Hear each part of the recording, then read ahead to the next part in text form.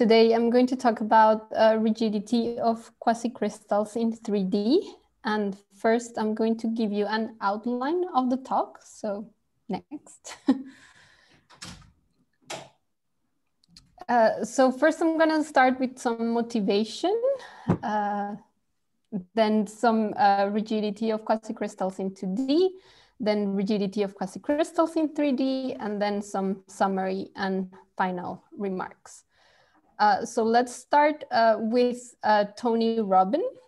So Tony Robbin is a mathematical artist, and he is interested in visualizing higher dimensional objects when you project them to 2D or 3D. So you could think about objects in 6 dimensions or 5 dimensions, and this could be a picture of something that is projected to 2D. And Tony likes to do paintings like the one that you're seeing here, or he also likes to do sculptures like the one you have on the next slide. Like this one. So this is called Coast, and it is a framework, like we have seen many this week. And this is a quasicrystal framework, which is made of rhombohedra. So should I do annotate if I want to point? Okay.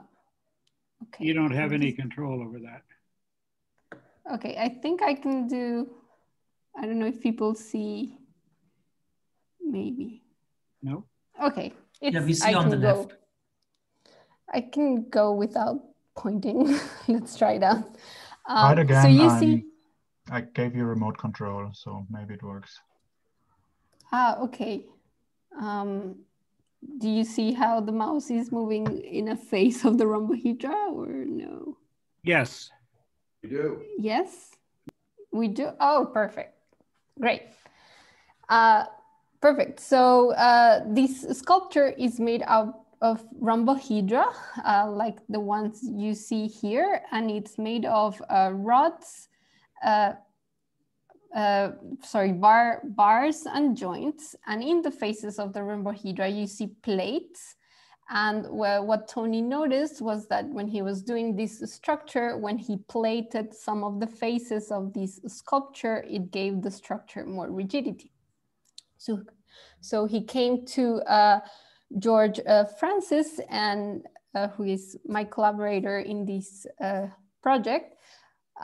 He came to George Francis and he asked him, where should I put the plates in the faces of this structure to make it be more rigid? And he's an artist, so he's interested in the different ways that shadows in the floor are cast when you put different sources of lighting at the top. Okay, so here you can also see some shadows in the floor here. Yeah, Eliana, there was a question in the chat. Is there any data embedded in the color of the face plates? Okay, thanks. There is no data embedded in the colors except the, how do you say, the inspiration of the artist to make it more harmonic, appealing or so. Yes, so this was the question. And or the color of the lighting for that? I think it's to the discretion of the artists. Can I do next? Okay, yes. So the question is how to make a 3D quasicrystal rigid by plating faces of the rhombohedra. And next. And what we started to do was, well, we know that rigidity in 3D is a difficult problem that we have already heard about this week. So what we started thinking about is first, let's see what that problem means in the 2 dimensions, and then try to see what part of that we can extend to 3D. So what are quasicrystals in 2D? So these are basically Penrose tilings. Next, so here at the left, you have a picture of a quasicrystal in 2D, and this is a tiling of the plane by two rhombi. So the skinny rhombi is the green one, and the fat rhombi is the blue one. And behind you see some blue lines. These are the Aman lines of the Penrose tiling. But this Penrose tiling has several important properties. So next, these tilings do not have any translational symmetries. So this means they are aperiodic. That's why they are also considered quasicrystals, and they have a five-fold rotational symmetry. And there are many different ways in which you can construct such tilings. Next. So for example, you can start with the two rhombi and use some local matching rules to create a bigger pattern. You can do projections of five-dimensional lattices into the 2D, or you can use something called inflation or deflation, by which you would say from this tiling, create a smaller, finer tiling using some specific rules. Next. So what we asked is about the rigidity of Penrose frameworks. Next. So for us, a Penrose framework is a finite region of contiguous rhombi in a Penrose tiling. So what you see on the screen is a picture of an actual Penrose framework that I constructed in the Illinois Geometry Lab. And what you see is a rigid bracing of that framework, and this is minimally rigid, okay? So we asked how to make this rigid by plating faces in the rhombi. Next.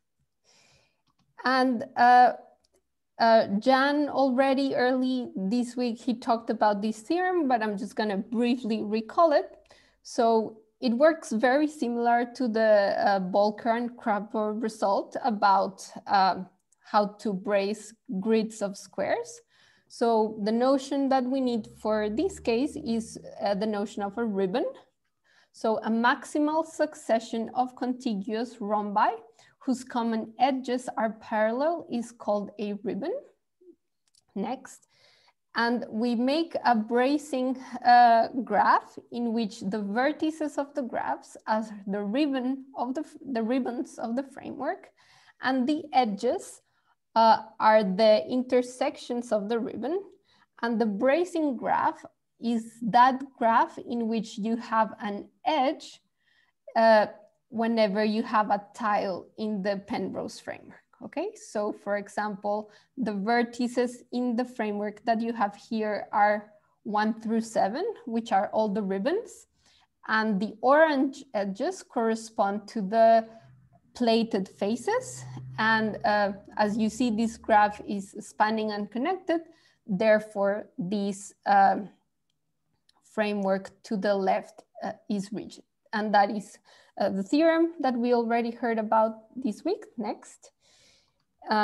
So here it's a statement. So a Penrose framework is rigid if and only if its bracing graph is spanning and connected. So as Jan mentioned earlier, this is a little bit more general than just using Penrose frameworks. We could talk about grids of parallelograms, and Walter also mentioned some other general statements that can hold for 2D.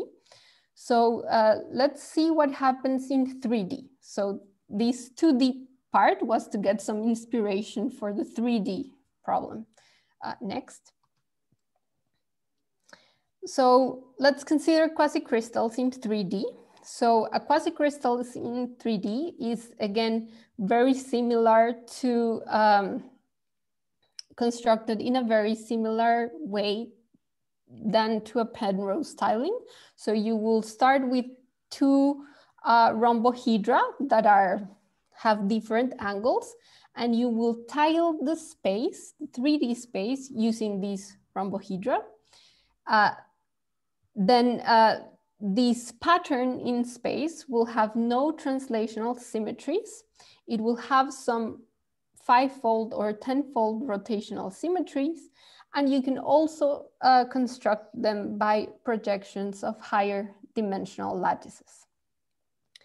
And just to give you a little bit of the story, quasicrystals were first formulated in a mathematical and theoretical way by Paul Steinhardt. And Dan Shechtman, he observed them in the laboratory. So for this work, Shechtman won the Nobel Prize in 2011. And he received a lot of, how do you say, his work was very controversial at the moment. And it was not accepted for a few years, but then it became clear that he was right. Quasicrystals happen in nature, and they are very nice structures to consider. And I enjoy very much looking at these pictures of quasicrystals. So I would recommend any papers by Steinhardt on quasicrystals. Many of them have beautiful pictures like the one you see here, or the one I showed earlier for the Penrose styling.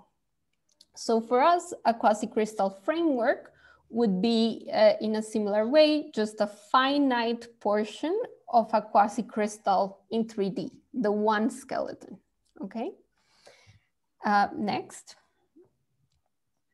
And I guess I didn't mention it at the beginning, but I didn't define the notion of framework or rigidity because I think several people have done that before earlier this week.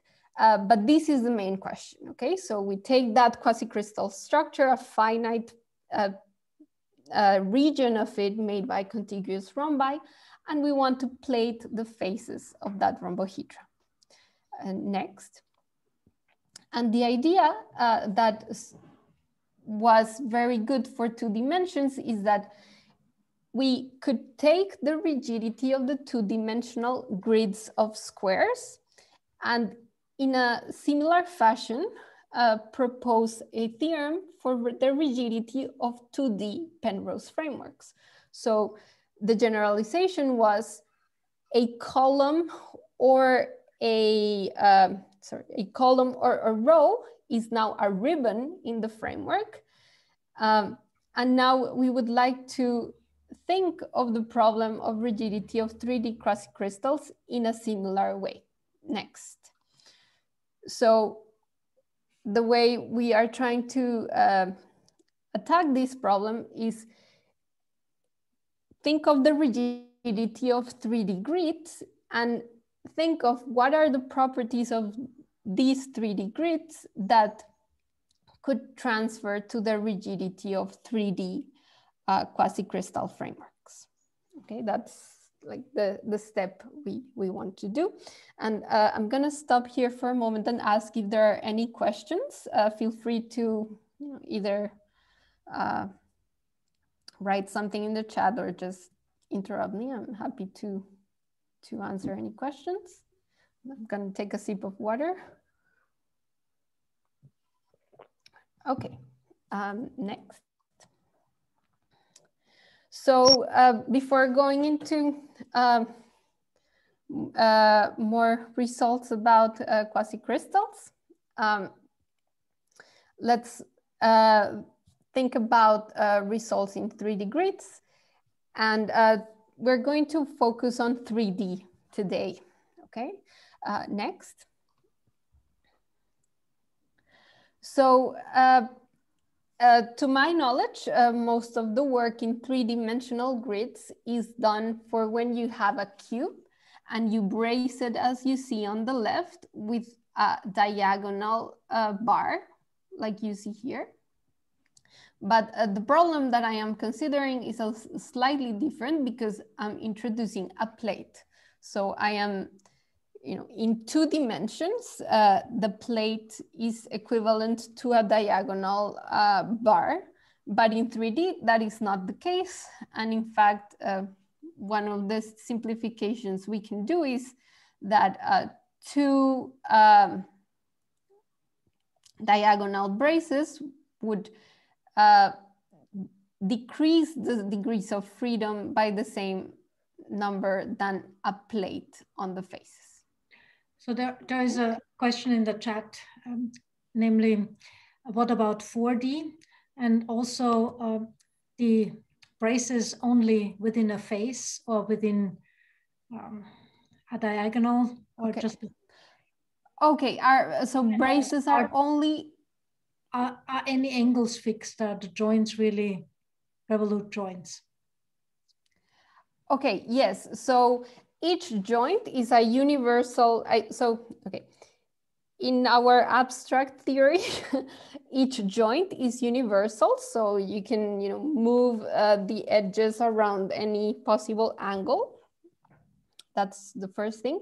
In the sculpture that I showed you, that is not the case. The rods that they use have some fixed angles, but again, even if it has some fixed angles, plating the faces gives more rigidity to the structure. We are not going to consider 4D frameworks or higher dimensional frameworks for today. And at this moment, we are not making any restriction on the motions that we are considering for this framework. Okay, so the question I am setting at this moment is, rigidity, any motion. So any continuous mapping that keeps the length of the bars fixed. And the plate is a 3D body, or is it just a plain plate? The plate is a rigid 3D body. Okay. Or is it just a body? I mean, I would say it doesn't have any thickness for my application, but yes, I would call it more like a hinge or like a panel. Okay. Okay, great. Thanks for all the questions. I hope they are all answered. Yeah. Have you looked at 2.5D, which is maybe in the previous slide where you said, when you showed the quasicrystal, I was almost thought that thing was like a 2D grid that was kind of folding into 3D.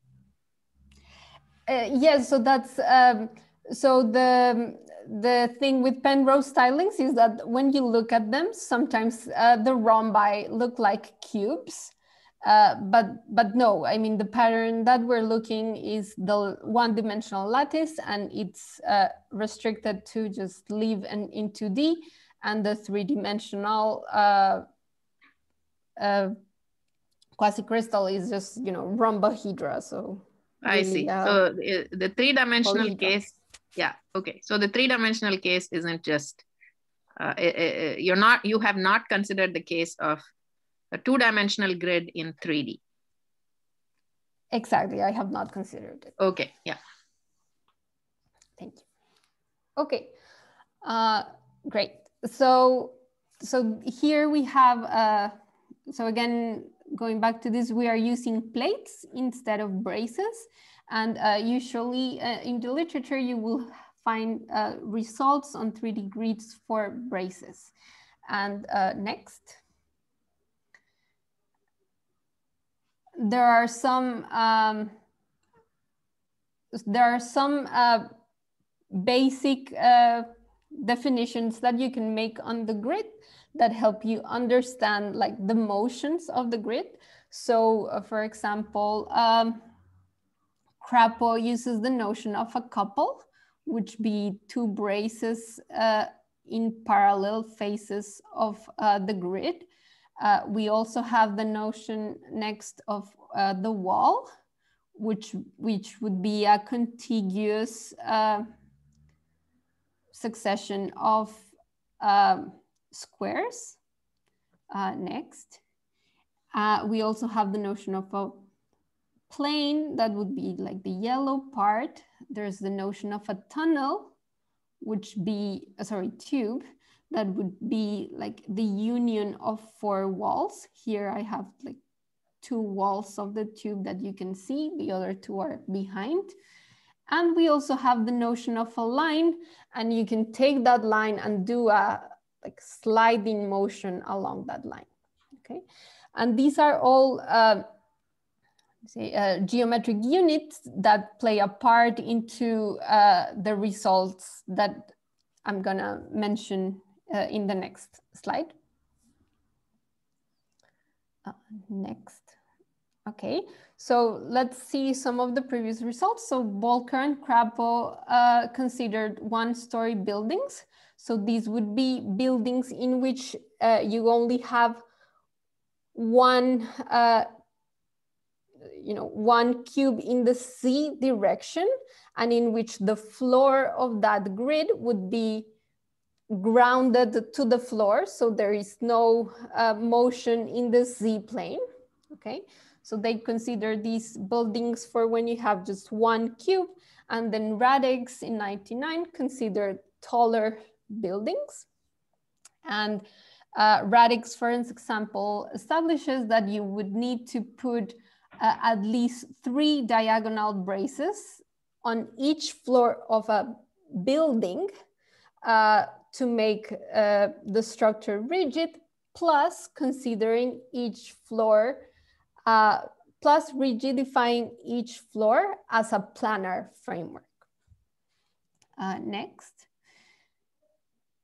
And then there are the results of Crapo and Rexy.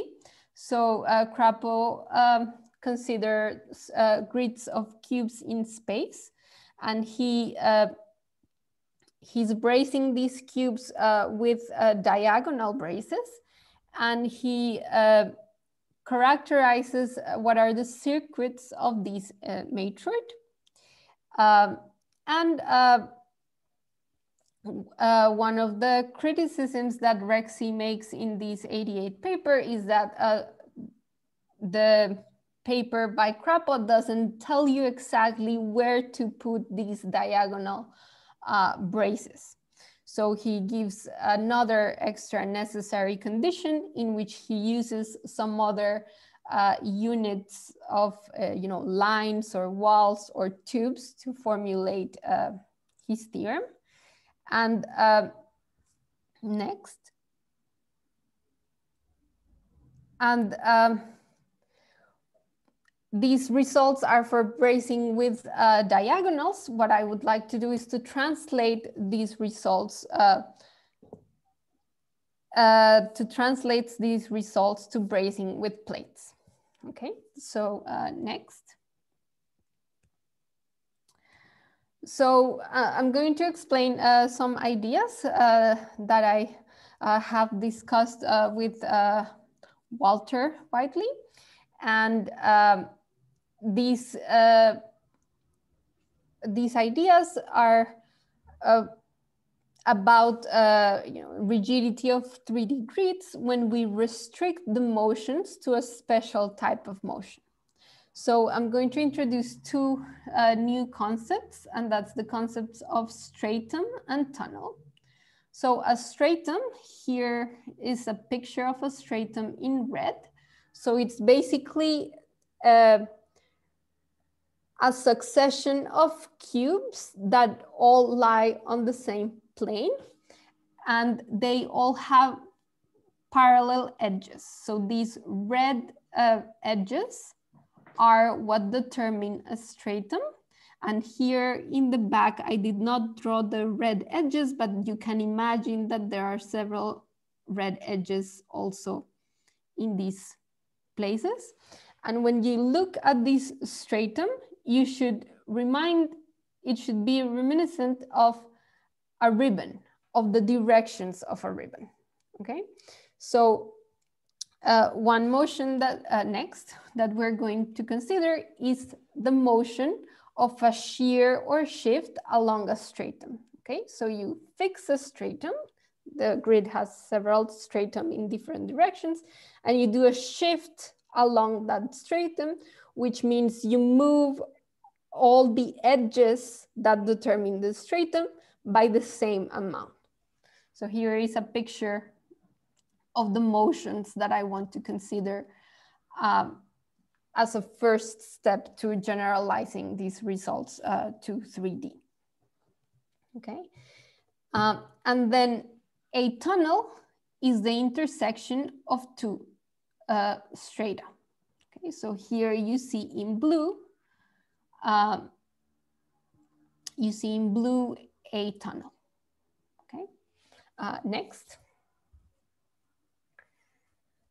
So the first statement that we can make is that we can translate the shears in the 3D grid to a framework in the sphere and then to a framework in 2 dimensions. Next. So the way we do this is that the red edge determines a direction in a sphere. So let's say this direction and a point here. And the green stratum determines another direction in the sphere, let's say this green direction, okay? And when we put a plate in any of the faces of the tunnel, what we are doing in the sphere is fixing the angle between these two points, or these two, between the red and the green. And when we are considering the rigidity of joining this point and that point in the sphere, this is equivalent to consider the rigidity in the plane. So one way I like to think about this is if I move around this red point in the plane, you should be thinking that the stratum in red is moving all around with the point. Similarly, for the green point, when you move the green point around, the stratum is moving with the grid point, doing a shift or a shear. And whenever these 2 points are connected by an edge, that means there is a plate. Whenever you move the points together, there is a deformation of the framework that happens by, if you move the angle of the green by some amount, it gets compensated by moving the angle of the red by some amount. Next. So this statement has some some practical consequences. So to make the 3D grid rigid for shears, the directions of the sphere must become a rigid plane in the framework. So what we do is, for each direction of a stratum, we have a direction in the sphere, and then the directions in the sphere determine points that then become a framework in the plane, and we have to make that framework in the plane rigid. Okay, next. So what we need to do is, if S is the total number of strata, a necessary and sufficient condition for this framework to be rigid would be 2 times S minus 3 plates, by a classic result of rigidity, of generic rigidity in 2 dimensions. So I put this asterisk of this is only valid for generic directions. So these points that you see in the plane that correspond to the strata need to be generic. Okay, so this is one first consequence. The second consequence, maybe it's a little bit more visual or intuitive, is that a 3D grid with plated faces is rigid if and only if the 3 shadow projections in each direction, X, Y, or Z, is plane rigid. Next. So what do we mean by this? So if you have a K times L times M grid, as you see here, I know that this is like a 2 by 4 by something, but imagine it is K by L by M. And then when we say that each projection is plane rigid, it means that we are plating faces in the grid, and I consider the shadow of that plating in the, this would be the X plane, sorry, no, the XY plane. So if I see that the shadow of the bracing of the grid is plane rigid as a K by L grid, and the shadow in the back on the K times M grid is plane rigid, and the other shadow in the other grid, M times L, is plane rigid, then I will have a rigid framework. So we can do a count next using the results of plane rigidity. So for example, if we look, okay, so here the X is the K times L grid. So by the results in 2D rigidity, we know that we need K plus L faces or bars to make that grid rigid. And similarly for the other two grids, we need L plus M minus 1 braces to make that rigid. And in the K times M grid, we need K plus M minus 1 braces to make that rigid. So if we add all of these faces that we need to make this framework rigid, we get a total of 2 times K plus M plus L minus 3 faces. We get a total of 2 times S minus 3 faces that are plated. And as we saw in the slide before, this is a necessary condition for rigidity. Okay, so this plating this grid in this way will produce a rigid framework. And now if one, imagine that one of the projections is not rigid, you can lift the motion of the projection to a motion of the full 3D grid. Okay, so this is a way to translate between the rigidity of the 3D grid and some rigidity in the plane.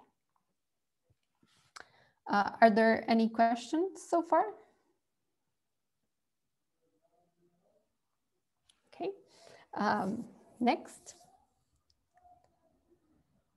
Okay, so the ideas that I just discussed, I think I saw a similar reasoning in a paper in '94 by Nagy, in which, next, he calls these shears along the stratum a special assumption. It's a special assumption. And it's a similar argument to the one that we were doing. And Nagy even considers something similar to quasicrystals. They are not called quasicrystals, they are sonohedra, in which you could also, in principle, formulate the notion of a ribbon. So the good thing about quasicrystals is that you can also define the notion of a ribbon when you start by using a rhombohedra and taking those 4 parallel edges on the rhombohedra and consider the contiguous collections of those edges. So for you to have a visual picture of this, we have a rhombic triconterhedra in this picture. So maybe it's hard to see, but I'm going to ask you to make an effort to see that there is a rhombohedra here, okay? And these purple lines would be, let's say, the strata that that happen, that is present in these trichontrahedra. And when we're thinking about 3D grids, there will be strata in like the 3 coordinate directions. But when we're thinking about 3D quasicrystals, there will be this kind of strata in many more directions. So you would have, for example, a red strata, the cyan strata. There are 2 types of green strata. And the question is, and what we would like to prove is that we can do a similar argument as the one that we were doing for the 3D grids. Okay, so as a first step, we would restrict to motions in which you just move all the edges that are in a strata, like in the grid. That would be a first step.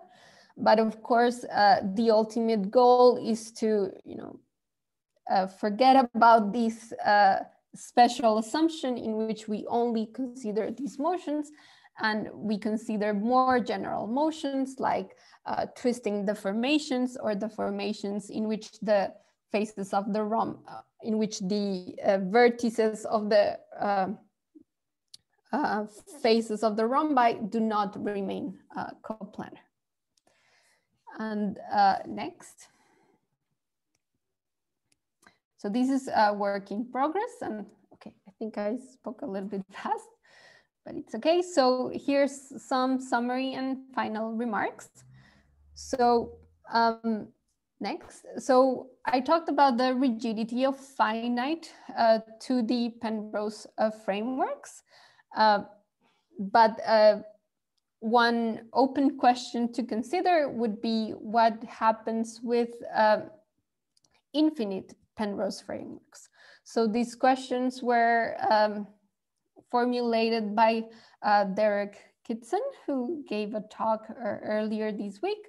So one of the questions he asks is, does this theorem for Penrose frameworks extend for infinite Penrose frameworks? Is there an algorithm for constructing an infinite Penrose framework that is rigid? And these are some open questions in 2D. And in 3D, we could also, next, consider infinite frameworks. But the question that I'm considering, and still we didn't answer, is to consider the rigidity of, to see which part of the rigidity of 3D grids can we use to determine the rigidity of 3D quasicrystals, and what happens when we have more general motions. And thank you. That's all I wanted to present. And are there any questions? Thank you, Eliana. And we are open for questions and comments. Let me make a couple of comments. The statement for 3D with the 3 trees, by the way, that's sort of a version of Crapo's statement of Lemann's theorem, namely you need 3 trees, 2 at every vertex. No, and a proper, so it's the 3 tree 2 covering version of the rigidity in the plane. The second is the correspondence for 3D with shears applies both generically and non-generically. So if the framework in 3D on the sphere had an infinitesimal motion or a finite motion, that would transfer to the shears. Okay, thank you.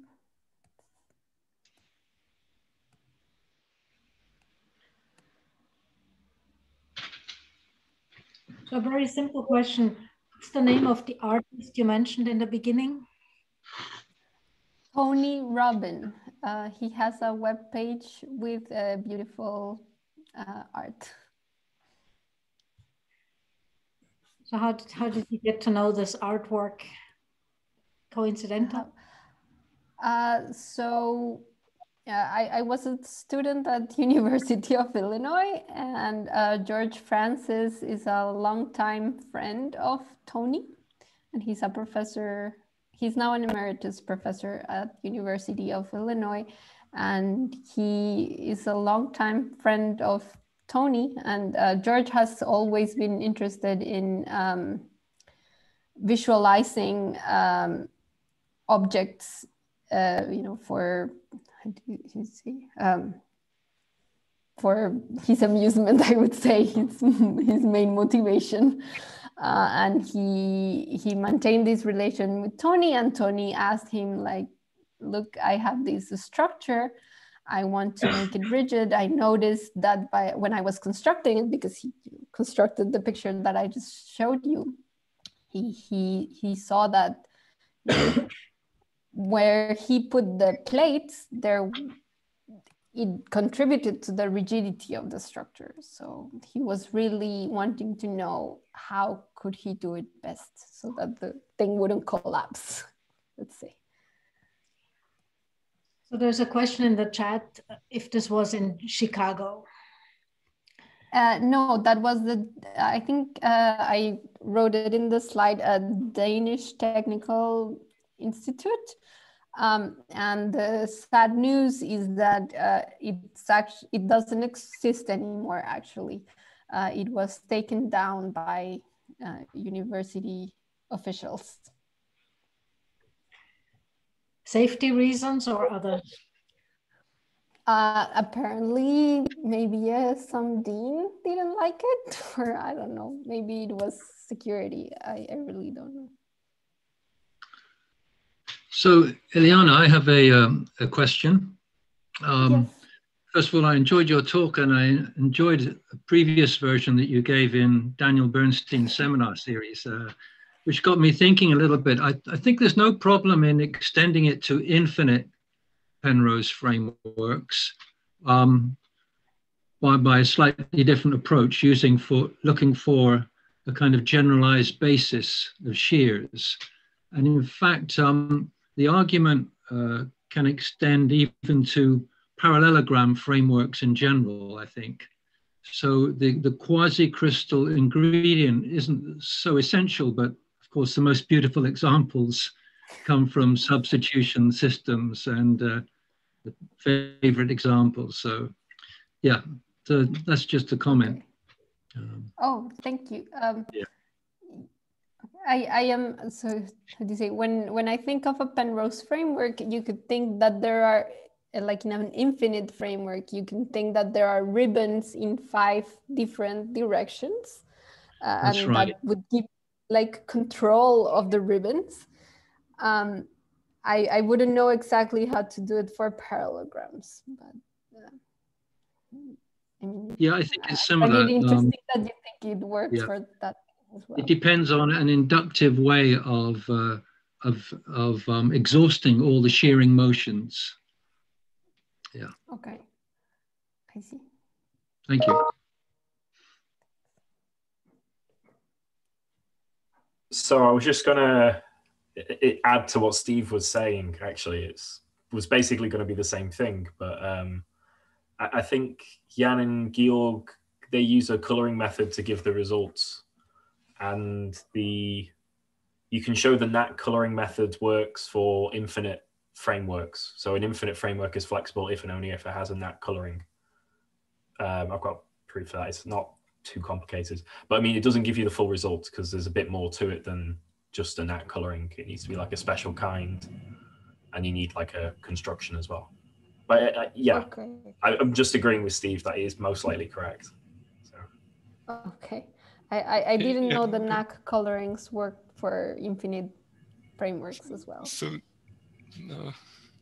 yeah. So regarding this infinite NAC colorings or NAC colorings of infinite graphs, we are pretty sure it should work. So we have a proof written down. Actually, it's submitted for a conference.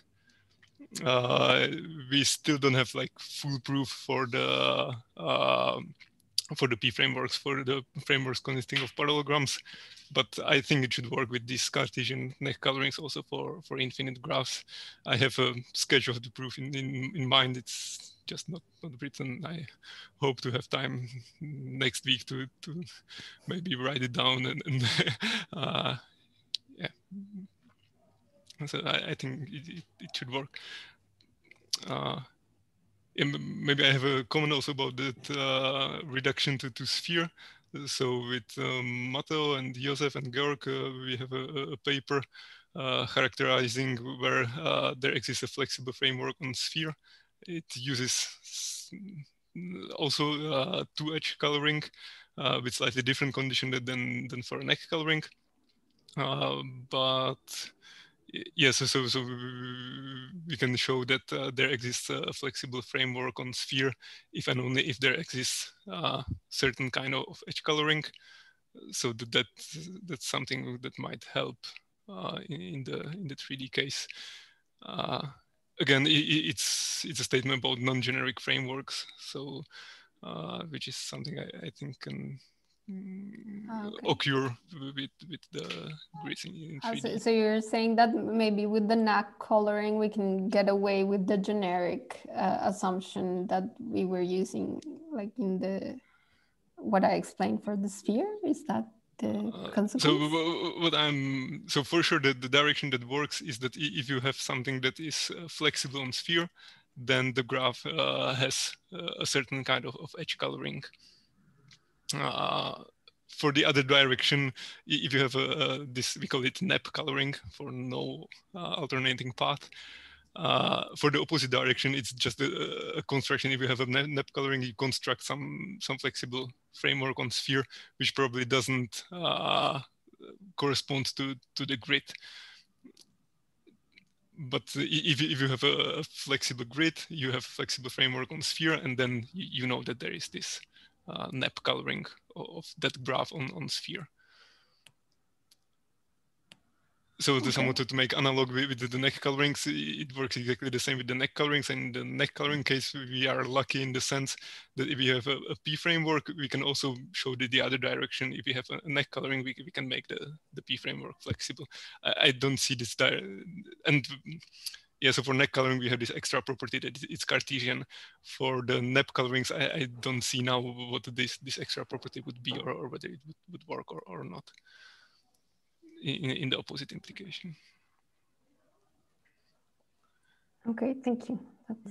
Thanks for nice talk. I think now I understand also Walter's emails about mapping to circles and spheres. Yeah, I mean, it's an interesting question to know that it's finite motion of one implies finite motion of the other. That I think that's doable, and that was done in the plane. Let me make one comment in case people are trying to track references. When for grids of cubes and bracing grids of cubes, the author is actually Ethan Bulker, not Henry Krapel. So all of that stuff comes from a nice paper of Ethan Bulker, where he ironically thanks his appendix for putting him in the hospital so he had the time to write it up. Ethan, by the way, is still active, and one could correspond with Ethan further if you'd like. So Walter, thank you. Chip in and ask you why the Bulker paper and the Guericke-Krapel papers appeared twice. They appeared later on in SciAm and originally in some kind of building journal. Is there a story behind that? Probably, but I don't know it. Ethan could tell us. He's, like I said, he's still, I get occasional emails from him about rigidity things. He's definitely around and active. I kind of guessed that he perhaps they regretted publishing it in this planning journal, and it wasn't being read by mathematicians, and they took an interest. That's just my guess, because the papers are very similar when they appear in the SciAm a couple of years later. Yeah.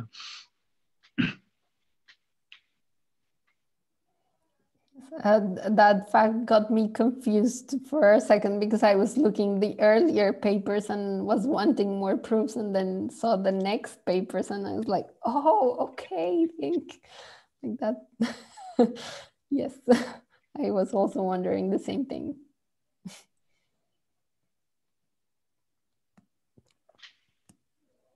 There are some questions in the chat or some discussion going on. Would those people speak up? That would be nice.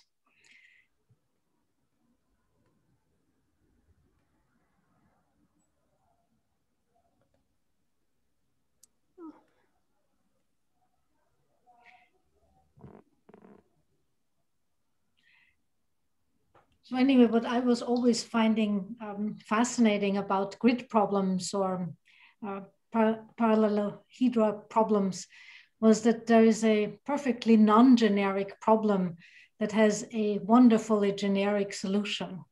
So to only require the rigidity or the connectivity of the underlying brace graph or whatever you call it is a miracle. And I find that fascinating. And I wonder if you have some feeling for what you expect for the 3D problem, also to have a completely generic solution, one dimension lower.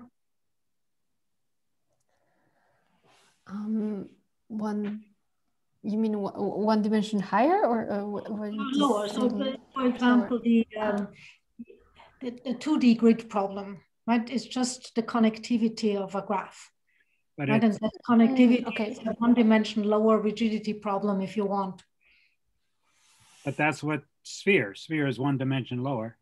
Right. It isn't generic. The line is generic and the sphere is not. It is not generic anymore. It's got inherent geometry.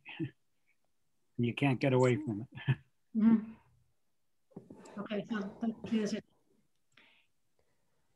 Yeah, I don't know.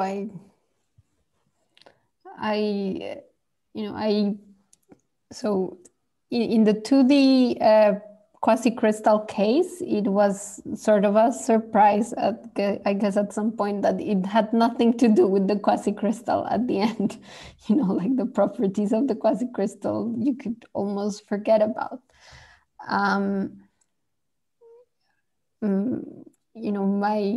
I would like to see if it's the same for its 3D quasicrystal.